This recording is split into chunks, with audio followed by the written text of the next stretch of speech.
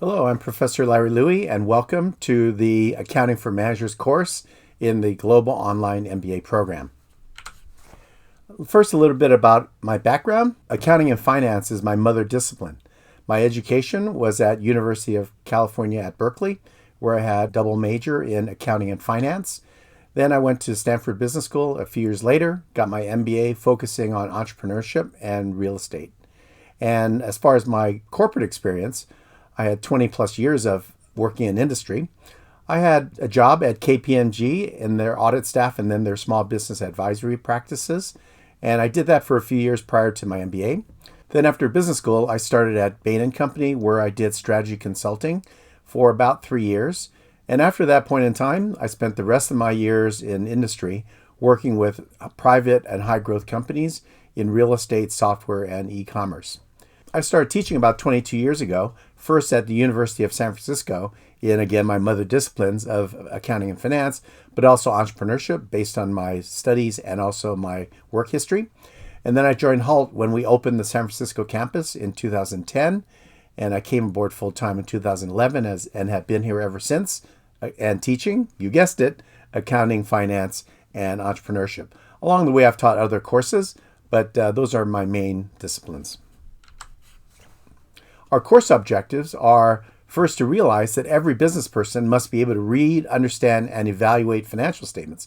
It could be for your own department, or if you're running the company, it's the entire company, or it could be a business partner's company where you're investigating whether or how to do business with them.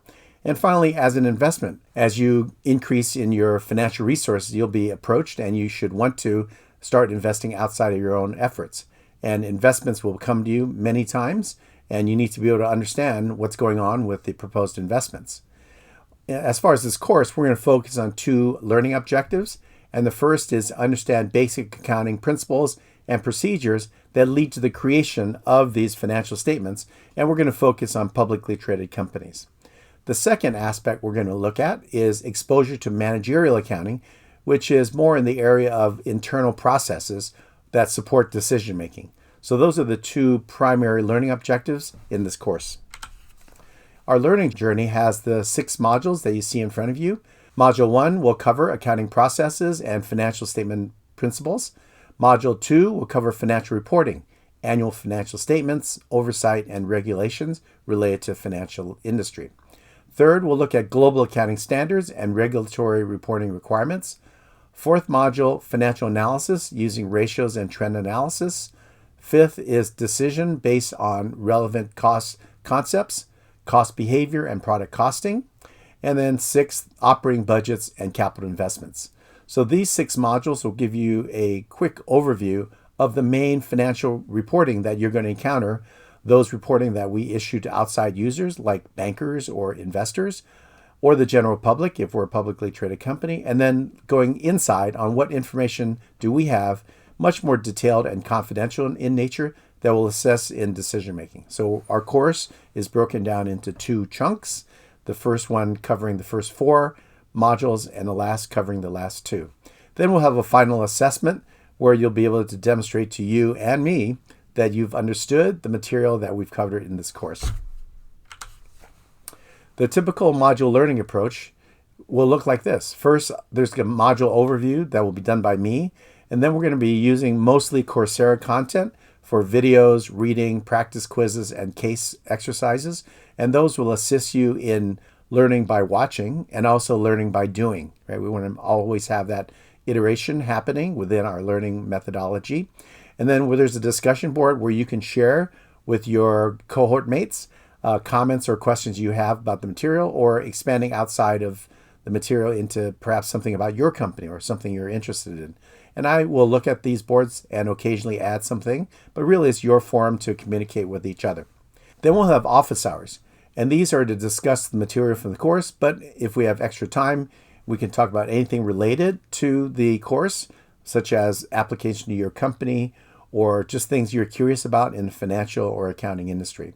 It's optional, but I strongly recommend you attend.